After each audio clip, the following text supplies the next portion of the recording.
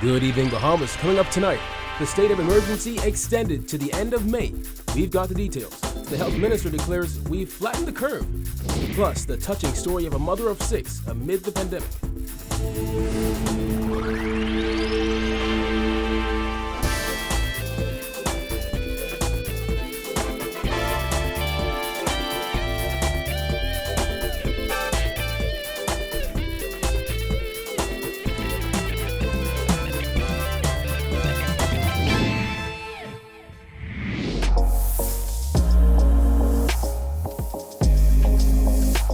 Our news is brought to you by Alive. Welcome to Our News and thank you for joining us. I'm Kyle Joaquin. The COVID-19 emergency orders 2020 have been extended to May 30th and have been amended to include fines for people who violate quarantine. Prime Minister Dr. Hubert Minnis also announced plans for Bahamians stuck abroad. Jasmine Brown reports. Today's proceedings is the second time the House of Assembly has met in a month as parliamentarians again discussed COVID-19 and the reason behind a state of emergency. The Prime Minister revealed his administration will not only extend their emergency order to the end of May, but it will also be cracking down on quarantine breakers. The orders are being amended, Mr. Speaker, that those who break quarantine will be fined up to $20,000 or spend 5 years imprisonment, or both. Mr. Speaker, you break quarantine, we lock you up. The stiff penalties for breaking quarantine comes after health officials admitted some people were leaving their homes while they were supposed to be in quarantine. Dr. Minnis also railed against incidents he says occurred over the weekend on the Family Islands. And I want to send a special notice out to those in Harbor Island and Exuma who over the weekend were engaged in partying. Mr. Speaker, we will deal with such individuals. As it relates to Bahamians stuck in the United States after incoming commercial flights were halted a month ago, the Prime Minister insisted he understands their plight and is working to get them home as soon as possible. The government, Mr. Speaker, is finalizing plans to secure a mandatory quarantine facility to accommodate the return of a number of Bahamians in the United States to New Providence. At present, there are over 200 Bahamians who want to return home during the lockdown of our borders. And we are finalizing plans to bring those individuals home. All those individuals will be quarantined in a designated facility, and that facility will be guarded and protected by the Defense Force. Meanwhile, the weekly curfew and weekend lockdowns are expected to continue for the entire month of May. Minnis insisted the measures are working, as he said the emergency measures reduced potential COVID-19 deaths by 33%. That our measures that we have implemented were working and are working. As the country continues to battle COVID-19, the Prime Minister urged Bahamians to wear a color from the Bahamian flag as a sign of national solidarity on Tuesday. Reporting for Our News, I'm Jasmine Brown. All right, thanks, Jasmine. We have managed to flatten the curve, according to Health Minister Dr. Dwayne Sands. While addressing parliamentarians today, Sands explained how this was achieved, but warned the country is still not out of the woods. And while we continue to have cases and the unfortunate deaths, we have managed to flatten the curve by having a maximum of no more than 6 cases diagnosed on any day. And our acute care institutions have not been overwhelmed with the assessment, management, and inpatient treatment of COVID cases. With the number of confirmed cases now in the 80s, the health minister says there's still a long way to go in the fight against COVID-19 here in the Bahamas. The case fatality ratio of the Bahamas, which measures the severity of a disease, stands at 13%. We expect the case fatality rate to fall as we liberalize the criteria for testing. More tests, more positive cases. But that will then lead to a lower case fatality rate as long as we don't have an increased number of deaths. And the tiny community of Bimini has now emerged as a COVID-19 hotspot with 8 cases. At least one of those cases is said to be a close relative of Kim Johnson Roll, who was the first person in the Bahamas to die from the deadly virus. The youngest person from that island to contract the virus is just 11 years old. Current data in the health ministry supports the view that the spread of COVID-19 in the Bahamas is occurring mostly through community transmission. We have had just one imported case early in the outbreak and 4 import-related cases. The remaining 75 have all been determined to have occurred through spread of the virus within this country. SAN says 43 days after the country confirmed its first case, hope is not lost. And now the focus of testing has shifted to contacts of healthcare workers, particularly in PMH, after 8 confirmed cases stemmed from a male surgical ward that had to be shut down last week. 15 of the country's COVID-19 cases are healthcare workers. This accounts for almost 20% of all of our cases. I am pleased to say that we tested some 200 healthcare workers from PMH, and preliminarily, we have 25% of the results. None of the results are positive, meaning there is no evidence that any of those exposed persons have contracted COVID-19. Females account for 60% of cases, but only 36% of deaths. 22 people have recovered from the virus. But there is still a concern over the amount of tests being conducted. With a limited number of tests available, SAN said the government's promise of expanded testing still stands. Government will begin to reopen the country in phases, according to Dr. Minnis, who revealed the 5 phases of the government's measured plan. The reality is that COVID-19 will be with us for the foreseeable future, even as our number of cases and those around the world begin to stabilize and even decline.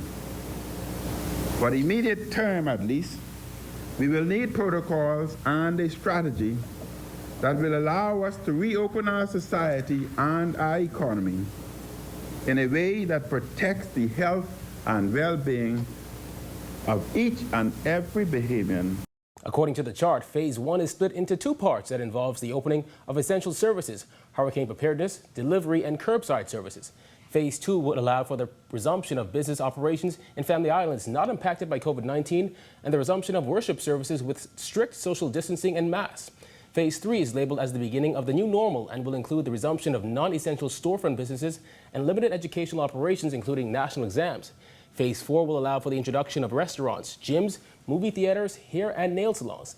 Phase 5 would involve the restarting of tourism industry and reopening of the borders. Well, an undocumented mother of 6 says she and her children are surviving off tea and bread. Jared Higgs has her story.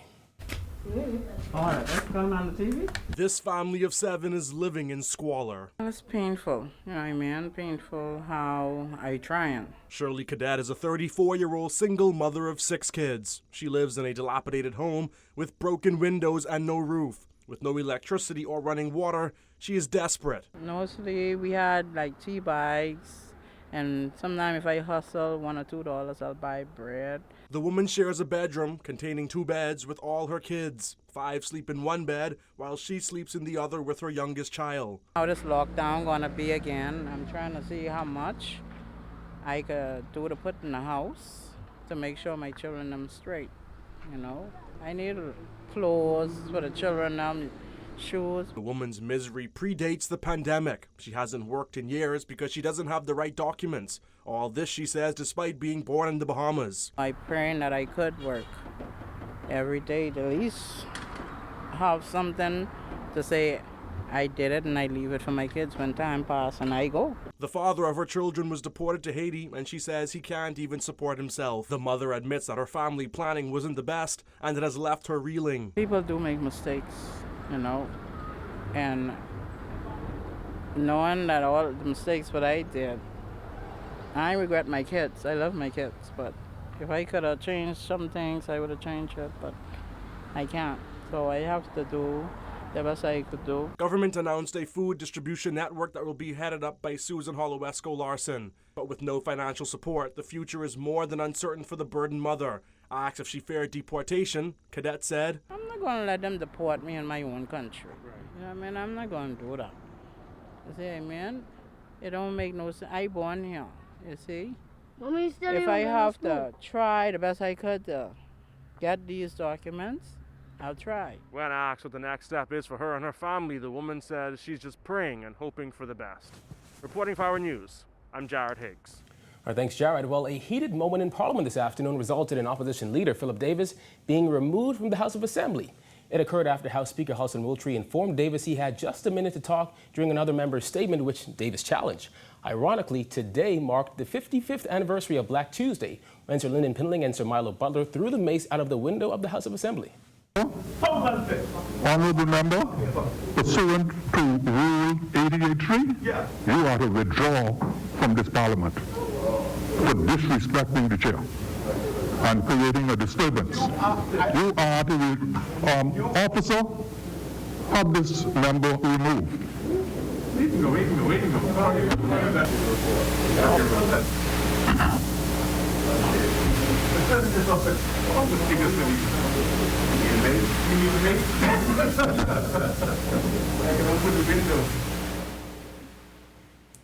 An officer then proceeded toward Davis, but Exuma's MP Chester Cooper asked him to give Davis a moment to put on his mask and pick up his belongings.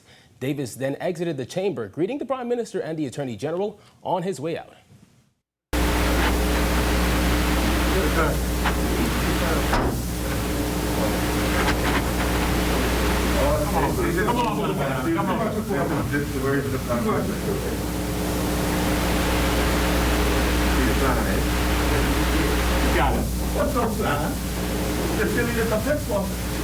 Well, expanded COVID-19 testing now underway, targeting some specific groups, including healthcare workers, who are among the highest group of positive cases. Jerome Sawyer reports. This is where most of the work starts as it relates to COVID-19. The ground floor of the Ministry of Health is in many ways ground zero in the fight against COVID-19 in the Bahamas. It's where dozens of doctors, nurses, and healthcare providers stage a daily assault on the spread of the virus. Welcome to the surveillance unit.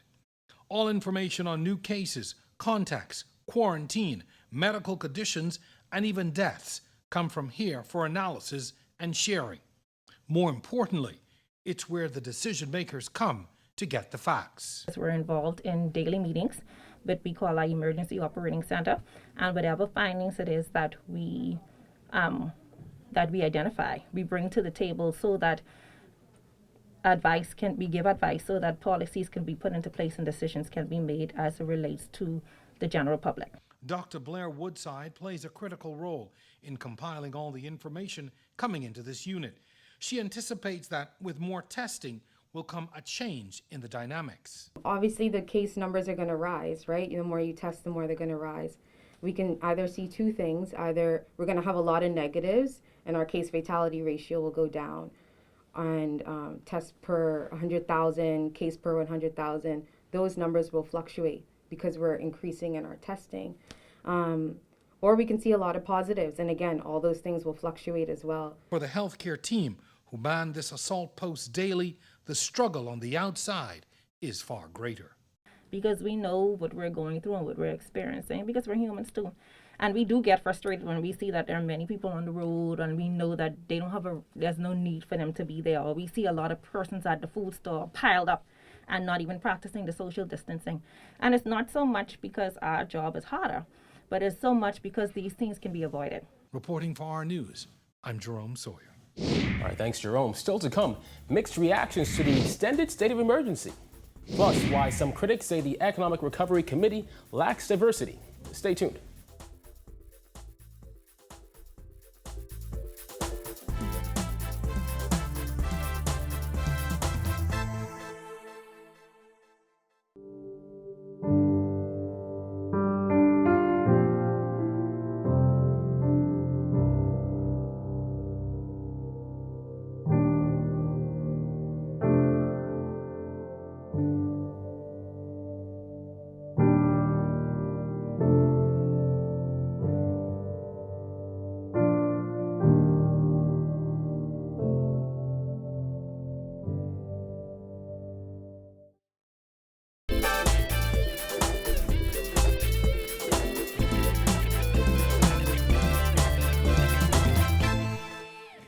Government has imposed an order prohibiting landlords from evicting tenants whose rent was in good standing ahead of the pandemic.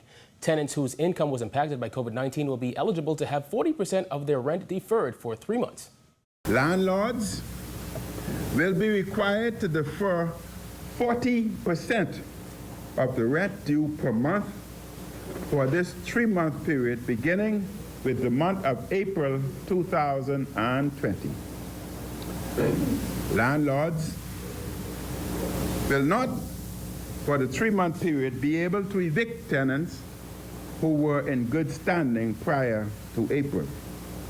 Landlords, Mr. Speaker, will not be able to disconnect the electricity or water for tenants who were in good standing prior to April.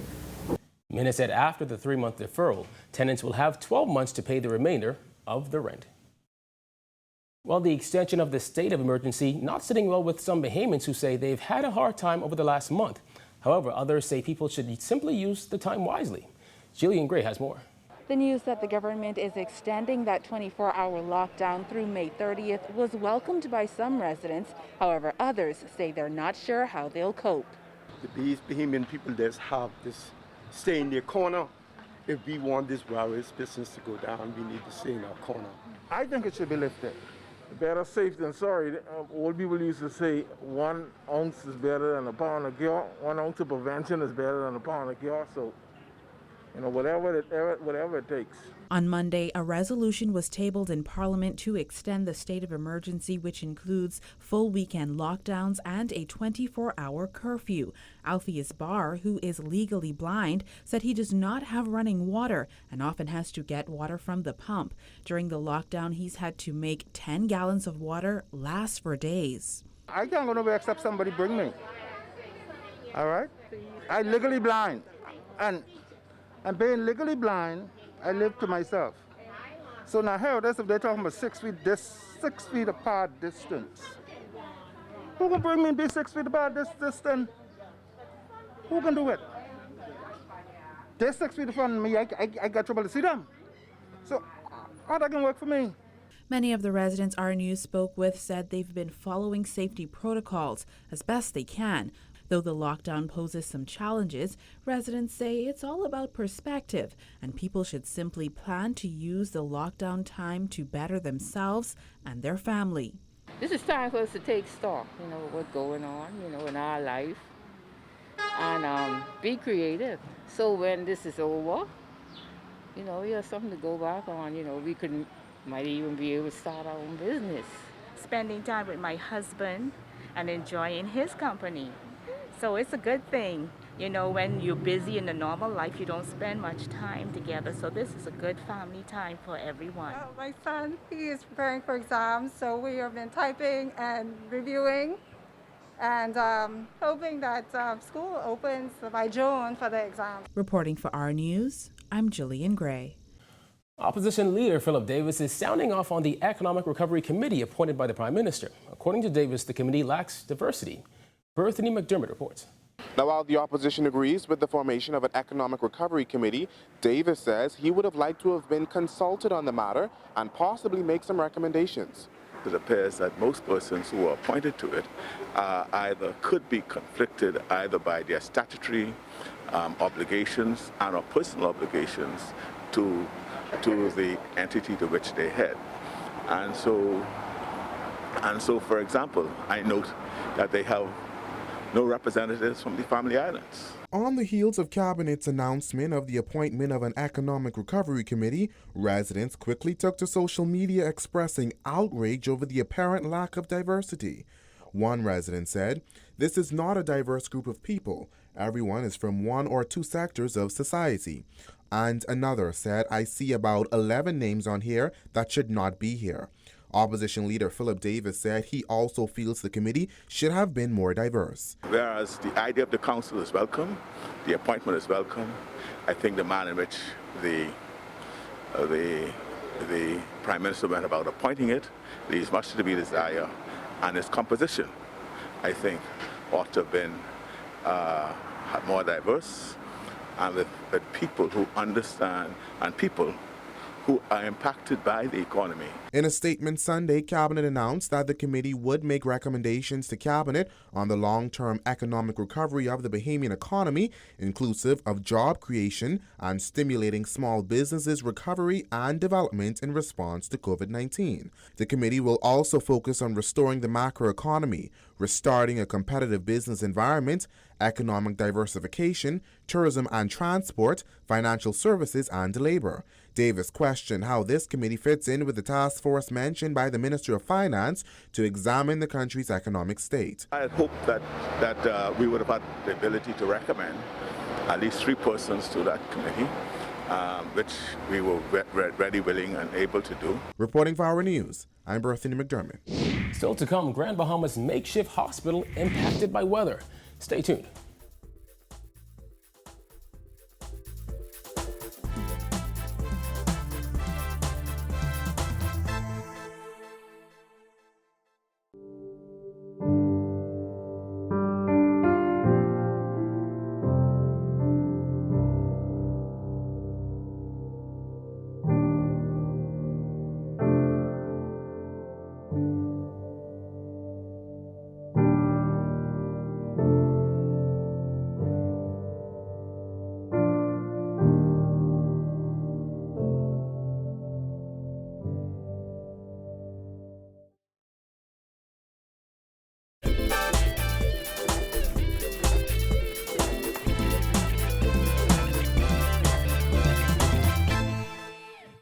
You're watching Our News. Welcome back.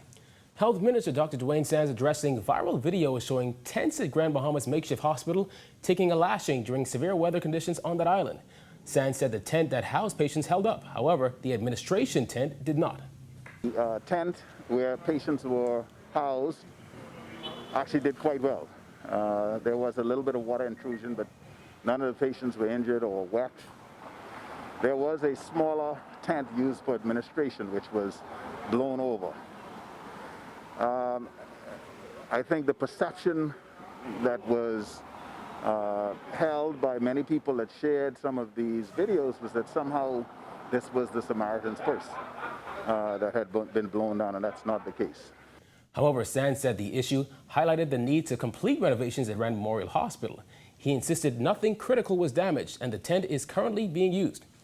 No, nothing that would have been critical like that would have been stored there. Bear in mind that we have the IAT building immediately adjacent to Samaritan's Purse, and the patients were moved there last night, and some additional patients were moved into the RAN itself.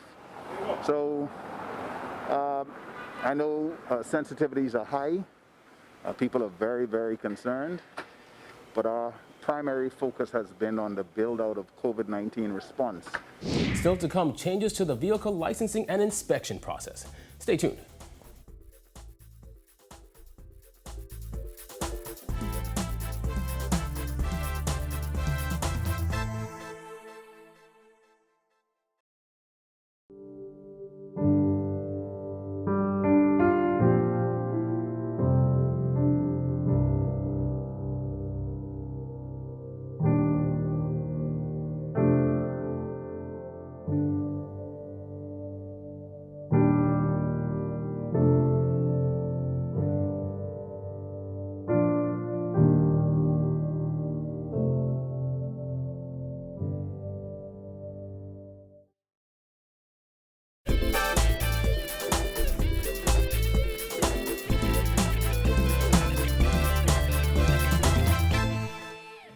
The vehicle licensing and inspection process has gotten a bit easier.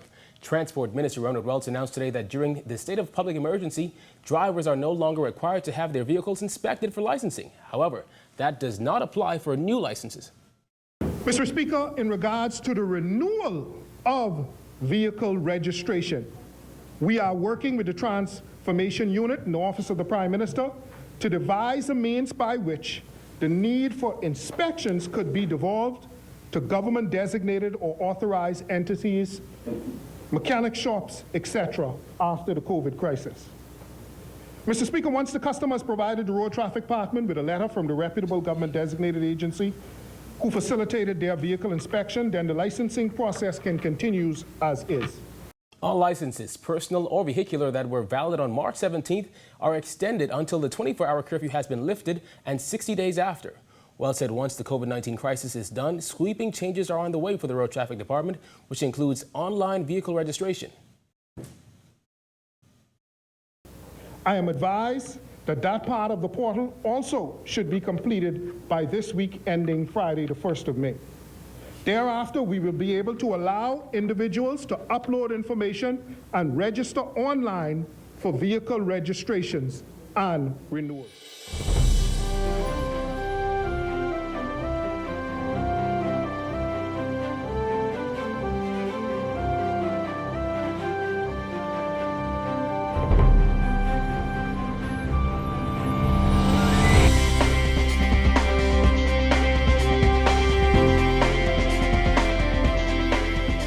Weather update is brought to you by Generali. Your health means the world to us.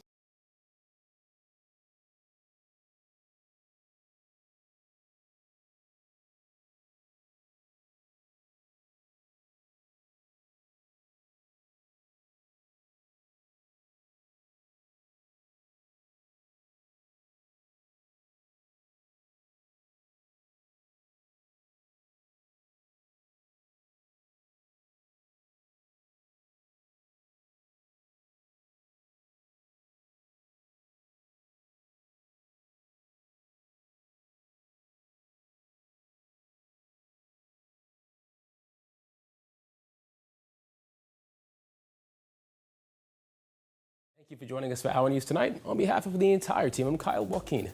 Remember, you can catch Our News on the go with the RevGo Play app. Have a good Monday evening, Bahamas.